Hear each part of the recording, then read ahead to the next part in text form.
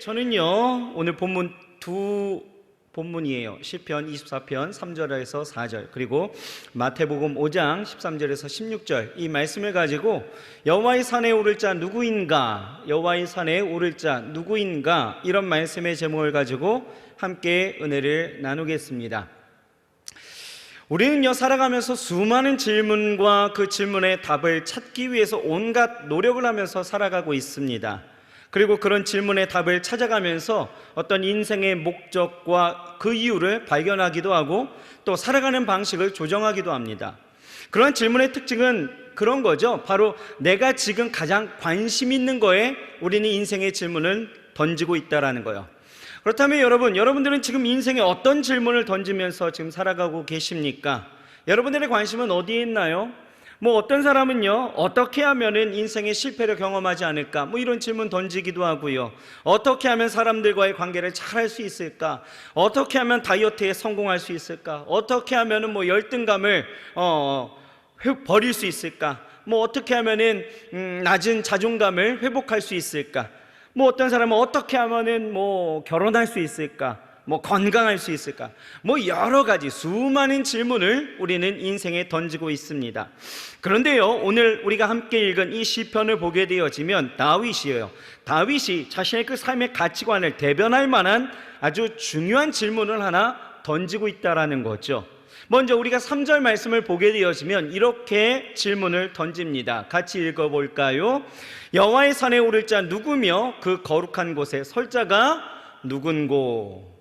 이 다윗의 관심은요 오로지 하나님 앞에 서는 것, 하나님 앞에 온전히 서는 것, 온전히 예배하는 것, 또 그 거룩하신 하나님과의 그 친밀함, 내가 어떻게 하면 그 하나님과 함께 할 수 있을까에 대한 것이었다라는 거예요.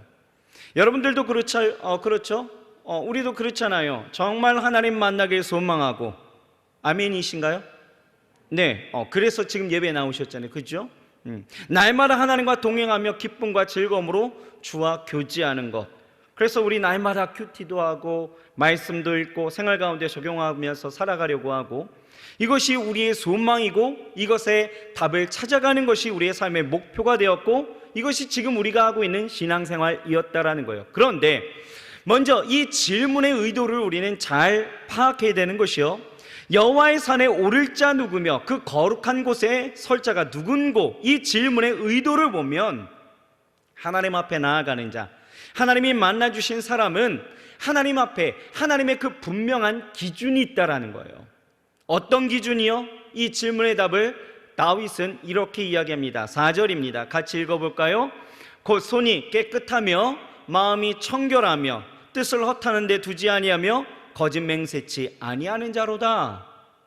다윗은요 이 질문에 아주 단호한 목소리로 그 답을 선포합니다. 뭐라고 말하고 있어요? 여호와의 산에 오를 자, 그 거룩한 산에 설 자가 네 가지였죠. 어떤 사람? 손이 깨끗하고 마음이 청결하고 뜻을 허탄한 데 두지 아니하고 거짓 맹세하지 않는 사람, 이렇게 이야기하는데요, 한마디로 이야기한다면 깨끗하고 정결하고 거룩한 사람이다. 거룩한 사람, 이렇게 이야기하는 거죠. 여러분, 이처럼 하나님은요 절대적인 기준을 가지고 계신 분이에요.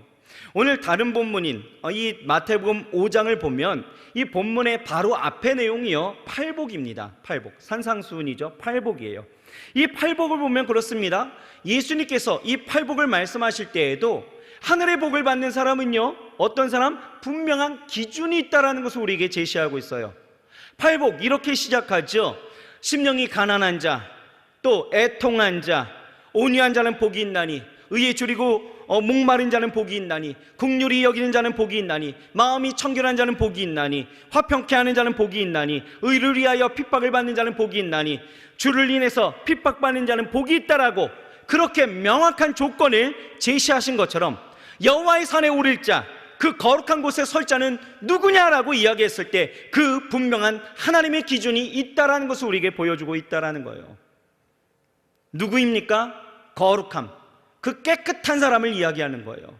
저는 오늘 그 첫 번째가 되어지는 이 손이 깨끗한 사람에 대해서 함께 생각해 보고자 하는데요, 여러분, 손이 깨끗하다라는 것 어떤 의미입니까? 성경을 보면 이 손이라는 말이 나올 때 여러 의미가 파생되어지지만 대부분 보면 개인의 구체적인 그 삶의 방식과 그에 관련된 행동을 의미할 때 손을 이야기합니다. 그래서 행동할 때에 손이라는 단어를 굉장히 많이 쓰는데요, 예를 들면 하나님의 손 할 때에는 하나님께서 역사하시는 그 인하심, 하나님의 그 행동을 이야기하는데 시편 19편 1절을 보면 이렇게 나와 있어요. 한번 읽어볼까요? 하늘이 하나님의 영광을 선포하고 궁창이 그 손으로 하신 일을 나타내는도다.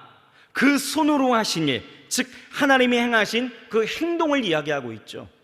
또 이사야서 41장 10절을 봐도요, 이렇게 이야기해요. 두려워 말라, 내가 너와 함께함이라. 놀라지 말라, 나는 내 하나님이 됨이라. 내가 너를 굳세게 하리라. 참으로 너를 도와주리라. 참으로 나의 의로운 오른손으로 너를 붙들리라. 하나님은 그 의로운 오른손으로 우리를 도우시겠다라고, 우리를 세우시겠다라고, 우리를 구원해 주시겠다라고 그 구체적인 그 행동을 이야기하고 있다는 거예요. 여러분, 사람의 손도 마찬가지예요. 사람의 손이 나올 때에도 이 행동을 이야기할 때가 참 많이 있습니다. 잠언서 31장 31절을 보면 이렇게 나와 있어요. 그 손의 열매가 그에게로 돌아갈 것이요 그 행한 일로 말미암아 성문의 칭찬을 받으리라 라고 말씀하고 있죠. 결국 그 손의 열매라는 것은 그 행한 일을 말하는 것과 그대로 연결되어지는 거예요. 그렇기 때문에 손이 깨끗하다란 말은 뭡니까? 행동이 깨끗한, 그 삶이 깨끗한 것을 이야기하는 거죠. 거룩한 삶, 경건한 삶, 깨끗한 삶, 성결한 삶을 살고 있다란 뜻이에요. 오늘 성경 말씀을 보면 이 이스라엘 백성들이 실제로 그랬습니다. 그들은요, 하나님을 예배하러 시온산에 이 성막으로 올라가는데, 그들의 예배에는요 영적인 성숙함이 배어 있어서 하나님을 향한 그 마음의 정성과 사랑, 그리고 그 경외함으로 하나님 앞에 올라갔다라는 거예요. 하나님은요 그들의 정성을 다해서 드린 그 예배 가운데 약속하신 하나님의 은혜를 베풀어 주셨습니다. 그러니 예배를 통해서 은혜를 누릴 수 있었던 이스라엘 백성들은요 더욱 온전하게 하나님을 경외하는 삶, 깨끗한 삶을 살 수 있었고, 하나님의 축복 가운데서 그 삶이 풍성해지고 강건해질 수 있었다라는 거예요.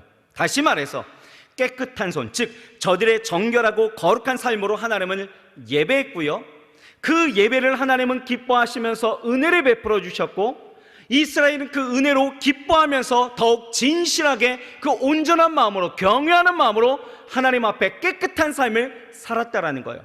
삼박자예요. 깨끗한 손, 하나님의 은혜, 그리고 더욱더 정결한 하나님 앞에 깨끗한 삶이었다는 거예요. 여러분, 여기서 우리는 우리의 삶, 그리고 우리의 예배, 우리의 신앙을 좀 살펴봐야 합니다. 우리가 세상에서 나의 삶은 어땠는지, 그 삶을 가져와 하나님을 예배할 때 삶 따로, 예배 따로, 몸 따로, 마음 따로 그런 예배가 되어지지는 않았는지, 그 예배에서 우리가 하나님을 온전히 누릴 수 있었는지, 마지막으로 주시는 은혜와 힘을 가지고 세상에서는 더욱 하나님을 경외하면서 살았는지, 깨끗한 삶으로 하나님 앞에 나아갔는지, 아니면 아무 감각 없이 살아왔는지를 우리는 살필 수 있어야 된다는 거예요. 이 삼박자는요 우리의 삶을 진정 하나님 안에서 온전한 기쁨과 즐거움을 누리고 하나님에 대한 진실한 그 열망을 불러일으키기에 충분하다라는 거죠. 여러분, 우리의 인생의 쾌락, 즐거움을 세상 가운데서 찾지만 아니요, 하나님 안에, 하나님 여호와의 산에 오른 자, 그 모든 사람들이 이 삼박자 안에서 마음껏 이 모든 은혜와 그 기쁨과 즐거움을 누리기에 충분하다라는 거예요. 그런데 문제는 어디 있어요? 어디서부터 시작됩니까? 바로 깨끗한 손으로 살지 않는 나에게서부터 시작되어졌다라는 거예요. 분명 성경은요 주와 함께함이 기쁨이라고 이야기하는데, 여러분들은 어떠셔요? 진짜 주와 함께하는 삶을, 그리고 그 신앙생활이 여러분 어떻습니까? 시편 34편을 보면요 참 중요한 말씀이 하나 나와요. 우리에게 이렇게 이야기합니다. 너희는 여호와의 선하심을 맛보아 알지어다. 다시 한번 말씀드려요. 너희는 여호와의 선하심을 맛보아 알지어다 라고 선포하고 있어요. 그러니까 하나님이 행하시는 그 은혜와 경륜, 그 선한 일들이 하나님 안에서 그 선함으로 다 준비하셨다라는 거예요. 그러니 그것을 어떻게 해요? 지금 너희는 맛보라는 거죠. 맛보아서 그 기쁨과 즐거움으로 들어가라라고 이야기하는 거예요. 맛보면 안다라는 거죠. 깨끗한 삶, 그 손에 하나님의 그 선하심으로 날마다 우리에게 은혜를 주시니 그렇게 우리의 기쁨과 즐거움이 가득하여서 그것을 누리며 우리는 더 경외하면서 하나님의 그 여호와의 산으로 올라 그 거룩한 산에 설 수 있다라고 오늘 이야기하는 거예요. 그럼 구체적으로 여러분, 손이 깨끗한 자 어떻게 살아야 될까? 오늘 저는요, 이 답을요 두 번째 본문에서 한번 찾아보기로 했습니다. 마태복음 5장 말씀이었죠. 예수님이 우리에게 말씀하신 것으로 함께 생각해 보길 원하는데요, 오늘 본문 마태복음 5장 13절 14절 말씀에 이렇게 이야기합니다. 같이 한번 읽어봅시다. 이게 답이에요. 시작. 소금이 만일 그 맛을 잃으면 무엇으로 짜게 하리요? 후에는 아무 쓸데없어 다만 밖에 버리워 사람에게 밟힐 뿐이니라. 너희는 세상의 빛이라. 산 위에 있는 동네가 숨기우지 못할 것이요. 이 말씀 잘 아시죠?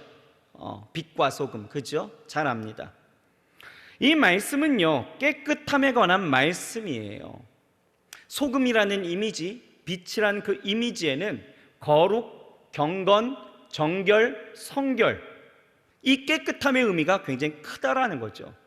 지금까지 우리는요, 이 본문을 소금이나 빛이 갖는 어떤 성질에 초점을 맞추어서 해석하였고 많이 그렇게 설교를 듣게 되어졌는데요, 그런데 이 말씀의 진짜 핵심은 어디에 있느냐? 여호와의 산에 오를 자 누구라고요? 그 깨끗함이죠. 정결함. 예수님도요, 이 빛과 소금이라는 것을 우리에게 말씀하시면서 그 정결함과 깨끗함을 말씀하고 계시다라는 거예요. 본문 16절에 이렇게 말씀하고 있죠. 같이 한번 읽어봅시다. 시작. 이같이 너희 빛을 사람 앞에 비추게 하여 저희로 너희 착한 행실을 보고 하늘에 계신 너희 아버지께 영광을 돌리게 하라.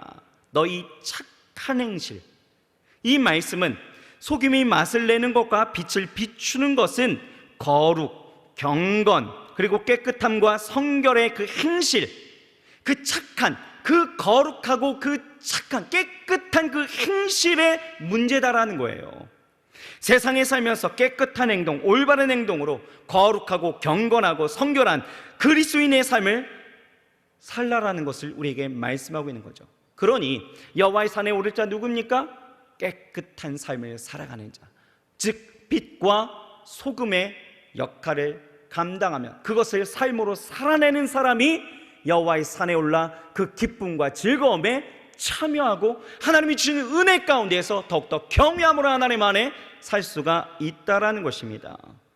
그러므로 우리가 깨달아야 되는 것은요, 첫 번째, 예수 그리스도를 주로 믿고 그리스도인이 되는 그 순간부터 깨끗함은요, 피할 수 없는 우리의 숙명이다라는 거예요. 우리의 삶의 목표라는 것이죠. 그러니까 믿는 자들은 모두가 어떻게 해요? 깨끗함 속에 살아가야 돼요. 깨끗함이 피할 수 없다라는 거죠. 여러분, 내가 예수 그리스도를 주로 믿고 그리스도인이 되는 그 순간부터 거룩과 경건, 깨끗함과 성결함은요, 피할 수 없는 하나님의 명령이고 우리는 그것을 수행해야 합니다. 그리스도인으로서 성결하지 않는 사람은요, 존재할 수가 없어요. 깨끗하든지 아니든지 깨끗하지 않는 그리스도인은 없다라는 거죠. 좀 아까도 말씀드렸던 것처럼 그리스도인들은 어떻다고요?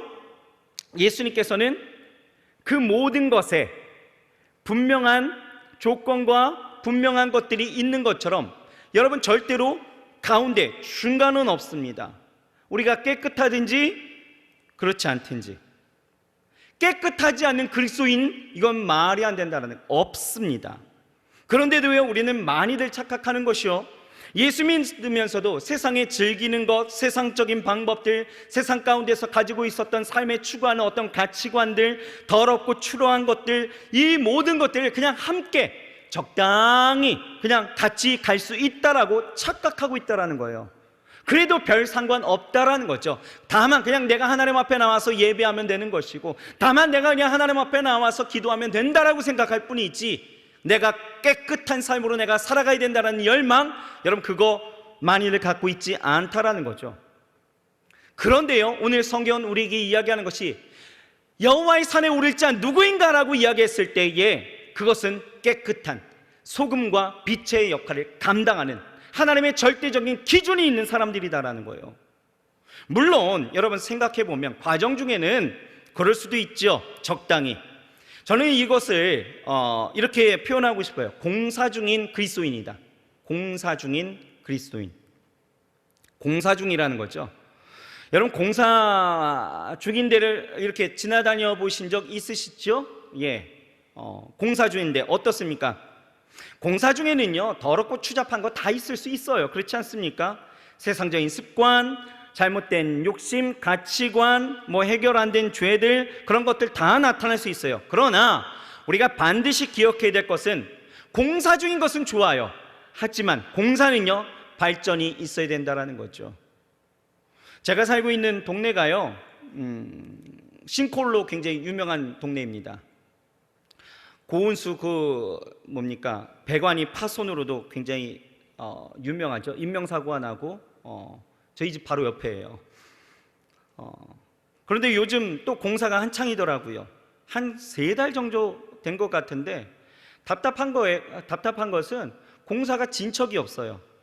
4차선 도로에 2차선을 다 파놓는 거예요. 왔다 갔다 하기가 너무 불편스럽죠. 항상 퇴근 시간이 되어지면은 공사가 안 된 그곳에 정체가 일어나고 요즘 그 우회전하는 거 반드시 서야 합니다. 그러다 보니까 4차선 중에서 2차선이 다 막혀 공사 중이고 2차선 중에 1차선은 우회전 차선인데 그러다 보니까 다 막혀버리는 거예요. 그러니까 이 공사 때문에 신호가 2번 바뀌고 3번 바뀌어도 가지를 못하는 거죠. 답답합니다. 짜증나는 거죠. 불편한 게 여간 아니에요. 그런데요 이 공사가 이제는 어느덧 시간이 진행되어지다 보니까 조금씩 진척되더니 마침내 이제 깨끗하게 길이 정비되어지는 것을 보았을 때 얼마나 좋던지. 여러분 공사 중이라면 잠시 불편할 수는 있어요. 계속 공사 중이어서는 안 되겠죠. 공사 중일 때는 진도가 나가야 된다는 거예요. 그러면 괜찮은 거예요. 조금씩 올라가면 괜찮은 거죠. 건물을 지을 때도 여러분 2, 3년 되었는데 여전히 뼈대만 남아있다라면 여러분 어떻습니까? 그래 놓고서 공사 중 이렇게 써놨다라면 이거 굉장히 불편스러운 거죠. 흉물스럽고 위험하기까지 합니다. 그런데요 건물은 그래도 괜찮은 거예요. 여러분 신앙생활이 우리의 삶이라는 것이 그렇다라고 한다면 우리는요 추할 뿐더러 아주 위험하다라는 것입니다. 분명히 우리가 이 땅 가운데 사는 동안은 공사 중인 것 맞습니다. 여러분들에게 완전한 것 요구하시는 것 아니에요. 공사 중인 것 맞아요. 하지만 세상적인 것, 더럽고 추하고 잘못된 가치관들을 가질 수도 있어요. 하지만 분명한 것은 공사 중이지만 우리는 진도가 나가야 된다는 거예요. 발전함이 있어야 된다는 거죠. 그 발전은 안 하게 되어지면, 그 상태로 계속 있게 되어지면 안 된다는 거예요. 그 안에는 더러움이 있게 되어지고 그 안에는 위험의 요소들이 분명히 있다라는 것, 남들에게 해를 끼칠 수 있게 되어지는 거죠. 여러분 그러므로 그리스도인이 되는 순간부터 깨끗하게 산다라는 것, 성결하게 사는 것은 피할 수 없는 우리의 하나님의 명령이겠지만 여러분 대충 살면서 적당히 무시할 일은 절대로 아니다라는 것 우리는 기억해야 되는 거예요. 주님께서 너희는 세상의 소금이다, 너희는 세상의 빛이다 라고 하실 때에 여러분 이 헬라어 그 원어를 보게 되어지면 너희라는 말이 굉장히 강조되어져 있습니다. 이 말은요 오직 너희라는 뜻이에요. 오직.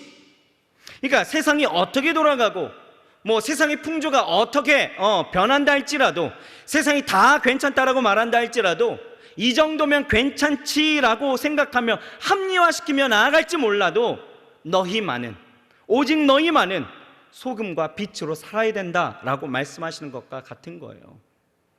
이것은 주님께서 막연하게 대중 앞에 그냥 대중을 두고 그냥 허공을 바라보시면서 그냥 하신 이야기가 아니에요. 정말 한 사람 한 사람의 눈을 바라보면서 말씀하신 것이 분명하죠. 그 다음에 뭐라고 말씀하신지 여러분 보실까요? 13절이에요 13절 이렇게 말씀하고 있습니다. 너희는 세상의 소금이니 소금이 만일 그 맛을 잃으면 무엇으로 짜게 하리요? 후에는 아무 쓸데없어 다만 밖에 버리워 사람에게 밟힐 뿐이니라. 여러분 소금이 맛을 잃으면, 성결하지 못하면, 실패하면, 깨끗하지 못하면 어디에 쓰겠냐 이거예요. 그렇게 되면 쓸데없어서 갖다 버려서 발에 밟힌다라고 이야기하고 있죠. 여러분, 여기서 사람에게 밟힌다라는 것은요, 이 말은 사람들에게 조롱을 받는다, 이런 뜻이 갖고 있어요. 웃음거리가 된다. 여러분, 이거 정말 비극 아닙니까? 나는 믿는다라고 했는데 쓸데가 없어서 버림받아 사람들에게 조롱거리가 되어진다라는 것, 이거 얼마나 그리스도인으로서 자존심 상하는 일이에요. 이건 비극이 있죠. 여러분, 그리스도인은 깨끗하든지 아니면 그리스도인이 아닌 거예요. 중간은 없습니다. 여러분, 적당히 살려고 하지 마세요.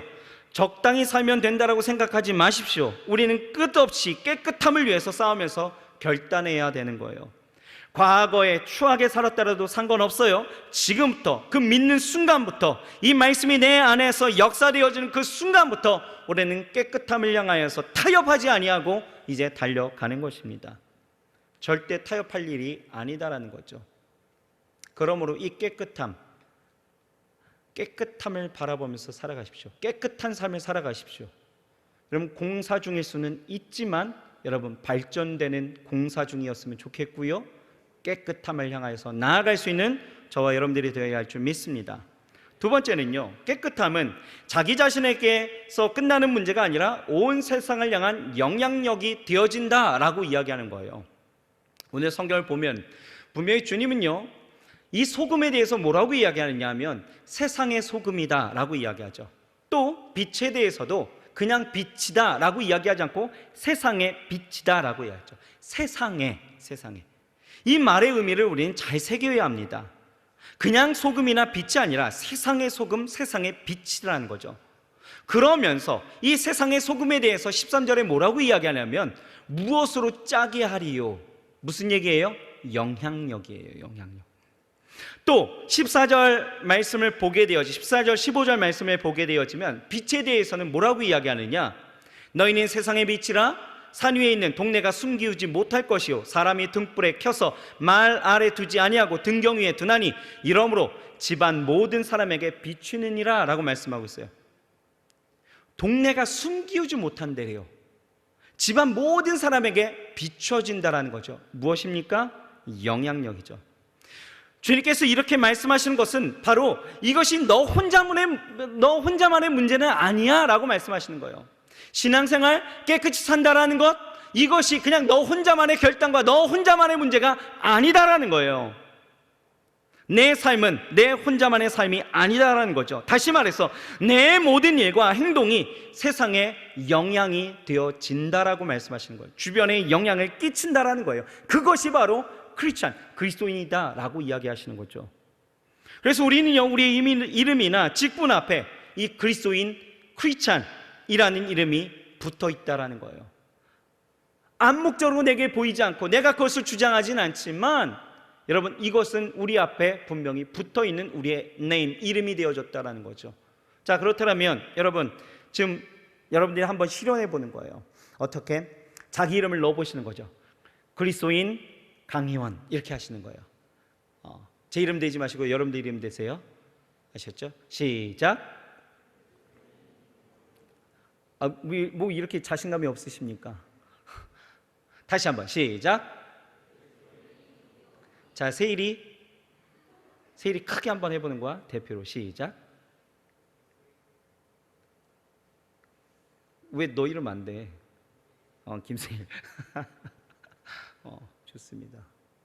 성호야, 성호 어디 갔어? 자, 준용이 팀장이니까 한번 자기가 큰 소리로 모이지를 대표해서 큰 소리 시작.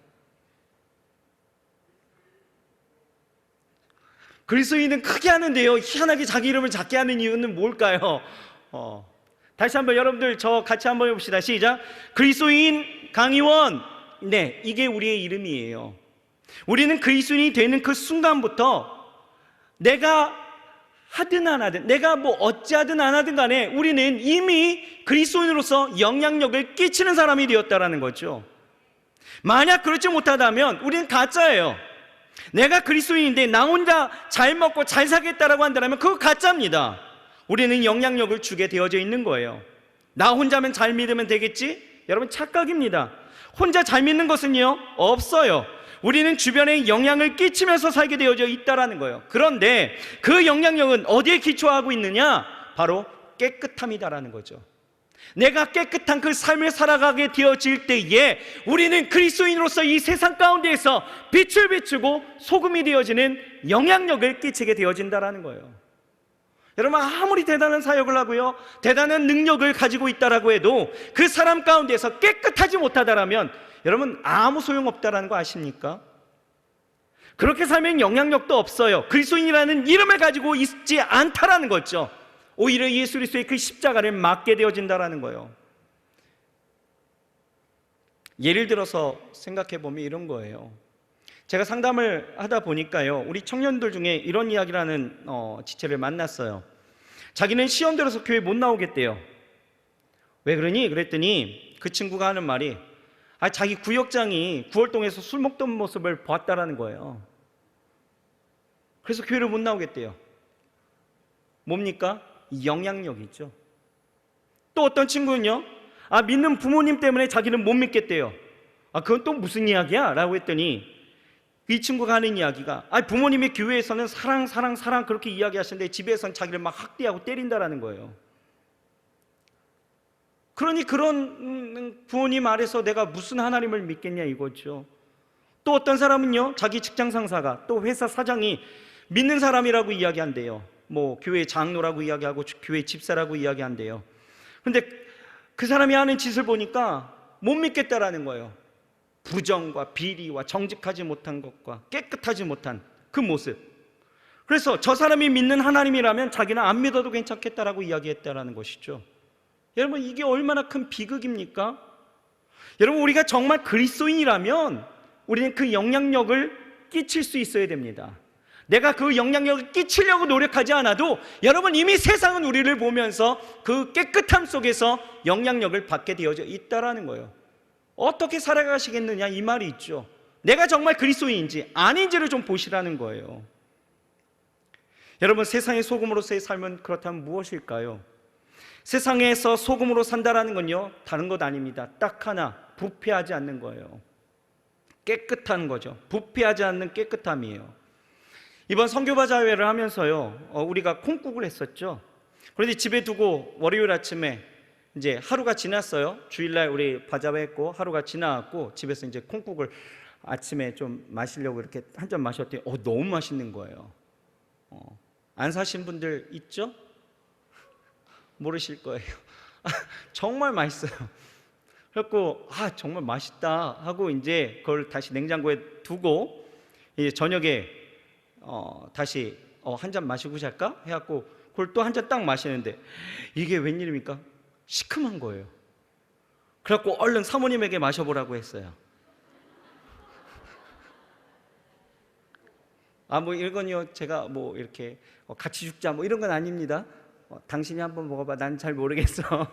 뭐 이런 뜻으로 같이 한번 마셔봤는데, 여러분 보세요. 순수하고 좋은 재료가 들어간 거는요, 방부제가 없는 것은 음식은 금세 썩어요. 우리의 영혼이 그렇죠. 세상에 방부제가 들어가지 않는 사람, 깨끗한 사람이 되어야 합니다. 우리는요, 그래서 우리는 세상적인 것에 우리가 잘못 담가두게 되어지고 우리가 그 안에 속하게 되어지면 그것으로 인하여서 우리는 금방 썩을 수 있는 존재다라는 거예요. 육신의 소욕이 성령의 소욕을 이겨서 쾌락과 세상적인 즐거움을 추구하는 삶을 살게 되어지면 우리는 금방 부패할 수밖에 없는 존재라는 거예요. 여러분, 왜 한국교회에서 술에 대한 부분을 여러분 민감하게 다루는지 아십니까? 구원에 직결돼서요? 아니에요. 술이 주는 만용, 술을 먹고자 하는 그 쾌락된 마음들, 하나님이 아닌 다른 것으로 자신의 마음을 해소하려고 하는 그 영적인 교만들, 술을 통해서 오는 각종 범죄들, 또 술은 절대적으로 성적인 것과 직결되어져서 죄를 불러일으키기에 술을 금하는 거죠. 그랬더니 적당히 먹으면 된대요. 여러분, 적당히가 됩니까? 제가 그랬어요. 안 먹고 내 영혼이 평안한 것이 나은 것이지, 먹고 한 잔이라도 먹고 괴로워하는 거 왜 뭐 하려고 그렇게 하냐라고 이야기하는 거예요. 내 영혼을 썩게 하는 일, 그렇게 조금이라도 그것을 첨가하는 일 왜 하냐 이 말이 있죠. 여러분, 우리 깨끗하게 살아야 합니다. 여러분, 우리가 세상의 것들이 내 안에 들어오기 시작하면 금방 부패할 수밖에 없는 거예요. 우리의 영혼에 대한 것뿐만 아니겠죠. 우리 실제적인 삶 속에서도 부패하지 않는 그 깨끗함이 분명히 우리 삶 가운데 있어야 합니다. 그렇기 위해서는 우리는 하나님이 주신 것을 잘 사용해야 한다는 거예요. 예를 들면 하나님이 세상에서 어떤 여러분들에게 복을 주십니다. 높은 위치를 주셨어요. 좋은 자리를 주셨어요. 직분을 맡기셨습니다. 그런데 그것을 가지고 이용해서 자기 속에 있는 그런 욕심 때문에 부조리한 일들을 행한다라면 그걸 뭐라고 이야기해요? 부패라고 이야기하죠. 썩은 거예요. 이것은 한국의 정치, 경제 이런 이야기가 아니에요. 하나님이 주신 복이 있는 곳이라면 얼마든지 가능하다라는 것이죠. 하나님이 우리에게 자유를 주셨어요. 그 자유를 주셨는데 내가 그것을 잘못 사용하는 거죠. 방종하는 거예요. 그러면 썩는 거죠. 하나님이 사랑을 주셨어요. 그 사랑을 쾌락을 위해서 사용한다면 그 욕망 때문에 썩는 거예요. 하나님의 물질의 축복을 주셨는데 사치하고 향락하고 교만하고 그러면 썩은 것입니다. 그래서 이 깨끗함을 유지하는 비결이 하나 있습니다. 부패하지 않는 것. 어떻게 해요? 절제예요. 절제하면 우리는 부패하지 않습니다. 썩는다라고 할 때는 결국 욕망을 이기지 못해서 썩는 건데요, 그럴 때 소금으로 살기 위해서 필요한 것은 바로 절제예요. 할 수 있지만 하지 않는 것, 하지 말아야 하는 것을 하지 않고 절제할 수 있는 것, 이것이 우리가 깨끗하게 살아갈 수 있는 비결입니다. 두 번째, 여러분, 세상의 빛으로 그렇다면 살아가는 삶은 무엇일까요? 바로 세상의 빛으로 산다라는 건요, 위선 없이 깨끗함을 이야기하는 것, 위선이 없는 거죠. 어두움은 자꾸 감추어요. 어두움은 안 보이기 때문에 그 속에서 무슨 짓을 해도 된다라는 그 위선이 있죠. 거짓이 있습니다. 속임수 같은 것이 어두움의 증상들이에요. 그래서 남들 앞에서 아닌 것처럼 하면서 뒤로 하는 것, 어두움이죠. 위선입니다. 어떤 사람은요, 교회를 다니면서도 이중생활 하시는 분들 참 많아요. 교회 다니면서 굉장히 잘 믿고 거룩한 것 같지만 그 삶을 보면 뒤로 딴짓하는 사람도 굉장히 많습니다. 어떤 사람은 잘 믿는다라고 이야기하지만 거짓말 참 많이 해요. 앞에서는 멋지게 말하고는 다른 데 가서는 다른 말 합니다. 계속 말이 바뀌는 거죠. 앞에서는 아부해요. 근데 안 보이는 데서는 험담합니다. 사실이 아닌데 자기 목적을 위해서 모함하는 사람들도 있어요. 어떤 사람은 다 해놓고 아닌 척 감추죠. 그런 일 절대로 없었다라고 이야기합니다. 어떤 사람은 궤변을 늘어놓죠. 내가 안 했다라고 할 수는 없지만 꼭 그렇지 않다고 하지는 않지만 그렇지 않아도 되는 것이 아닌 것은 아니겠지만 아니옵니다. 무슨 얘기예요? 어떤 사람은 다 저질러 놓고 도망가죠. 무책임합니다. 자기는 모른다라는 거예요. 발뺌하죠. 어떤 사람은 방관하기까지 합니다. 너희들은 죽든지 말든지 나는 상관없어. 남들이 어떻게 되든지 자기와는 상관이 없다라고 하면서 그냥 방관하는 것, 이런 것들이 다 어두움이에요. 그렇게 되면 하나님의 영향력이 나갈 수가 없지요. 다 어둠이니까 그런 거예요. 이 점에 대해서 주님께서 말씀하신 것이 뭐라고 해요? 너희는 세상의 빛이라고 이야기하시는 거죠. 그런데 그 어둠 속에 있는 이유가 몇 가지가 있어요. 무엇보다도 두려움 때문에 그렇습니다. 두려워서 계속 숨는 거예요. 두려우니까 자꾸 어두운 데로 기어들어가는 거죠. 그래서 삶을 오픈하지 않습니다. 계속 감추고 덮어두는 거예요. 쉬쉬합니다. 딴소리하는 거죠. 거짓말합니다. 험담하는 거고요. 모함하는 거예요. 왜요? 두려워서 그런 거예요. 여러분, 우리가 하나님 안에서 깨끗한 삶을 산다라는 것은 이 위선을 다 걷어내버리는 거예요. 빛을 비춰야 한다라는 것이죠. 그러므로 하나님 안에서 여러분, 이제는 깨끗한 삶으로 그 여호와의 산으로 좀 오르기를 주의 이름으로 축복합니다.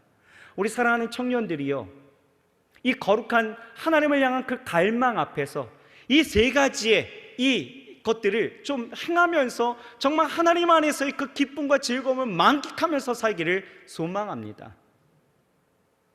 하나님 앞에서의 그 깨끗한 삶, 그래서 그 예배 가운데서 하나님 앞에 온전한 열망으로 그 여호와 앞에 서는 그 삶, 그 하나님 앞에 설 때에 하나님이 주시는 그 은혜에 모든 것들이 내 삶의 축복이 되어지고, 그 은혜로 인하여서 내가 다시 깨닫게 되어질 때 그 충만한 그 예배 가운데서의 하나님의 은혜가 내 삶 가운데 결국 다시 하나님을 신뢰할 수 있고 다시 하나님 앞에 일어설 수 있는 이 세 가지의 사이클이 우리 신앙의 모습들이 되어지기를 소망합니다. 그렇게 되어지면 여러분 신앙이 기쁜 거예요. 신앙생활이 즐겁죠. 여러분 신앙생활이 왜 어렵고 답답하기만 하고 기도를 했는 게 그냥 뭐 아무 응답이 없는 것 같고 그냥 하나님은 안 계신 것 같고 그냥 내가 기도하는 것은 그냥 나 좋으라고 하는 거지 하나님 좋으라고 하는 것 아닌 것 같고 왜 이런 뜨뜻미지근한 이상한 신앙생활을 하고 있습니까? 왜요? 여호와의 산에 오르지 않는 거예요. 깨끗한 삶으로 그 은혜를 누리지 못하고 하나님 앞에 더 경외함으로 나아가지 못하기 때문에 그러한 일들이 우리 가운데 있다라는 거죠. 여러분 다시 한번 말씀드리지만요, 하나님 안에서의 삶은 기쁨과 즐거움입니다. 인정하시나요? 세상 그 어느 것에서도 세상이 줄 수 없는, 하나님만이 우리에게 주실 수 있는, 세상의 그 어떤 환경과 조건이 뒤흔들지 못하는 그 평강과 그 하나님의 안식과 하나님의 그 기쁨과 즐거움이 여호와의 산에 올랄 때 그곳에, 그 거룩한 곳에 서는 자들에게 하나님이 주셨다라는 거예요. 주신다라는 거죠. 오늘 그 기쁨을 여러분 다시 한번 회복하시길 주의 이름으로 축원합니다. 그러려면 우리 안에 깨끗한 손이 있어야 하는 거예요. 여러분 이 깨끗한 손, 여러분들의 삶 속에서 깨끗한 행실, 깨끗한 삶을 통하여서 여러분 소금과 그리고 빛처럼 살아가시면서 여러분 정말 여러분들의 삶에 그 그리스도인이라는 그 영향력을 온전히 펼치시면서 하나님 앞에 온전히 설 수 있는 저와 여러분들이 되시길 주의 이름으로 축복합니다. 기도하시겠습니다.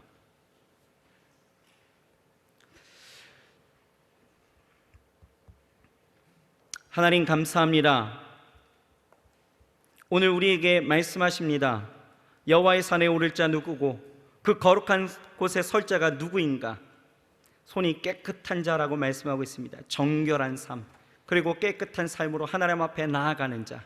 하나님은 이스라엘에게 그러한 삶을 통하여 하나님 앞에 진실과 정성으로 예배하는 자들에게 은혜를 베풀어 주셨고, 또 그 은혜를 통하여서 이스라엘은 만끽하는 그 즐거움 가운데 그 삶 속에서도 여전히 하나님을 의뢰하며 더 신뢰함으로 하나님을 경외하고 더 깨끗한 삶을 통하여서 하나님 앞에 더 진실한 마음으로 나아갔던 것을 봅니다. 하나님, 이 시편 24편의 이 고백처럼, 그리고 마태복음 5장 13절에서 16절의 이 말씀처럼 우리가 더욱더 정결하고 성결하고 깨끗한 삶을 통하여 하나님이 이 땅 가운데에서 정말 여호와의 산을 향하여 나아가는 자들, 그 곳에 서는 자들 될 수 있도록 주여 축복하여 주옵소서. 하나님, 우리가 신앙생활하는 것, 우리의 예배하는 것 즐겁지 않은 우리 모습들도 있습니다. 왜 그런지 우리가 다시 한번 살피게 하시고, 정말 우리가 이 땅 가운데서 어떻게 그리스도인으로서 살아갈지를 다시 한번 분별하며 결단하며 일어설 수 있도록 역사하여 주옵소서. 예수님의 이름으로 감사하며 간절히 기도드렸사옵나이다. 아멘.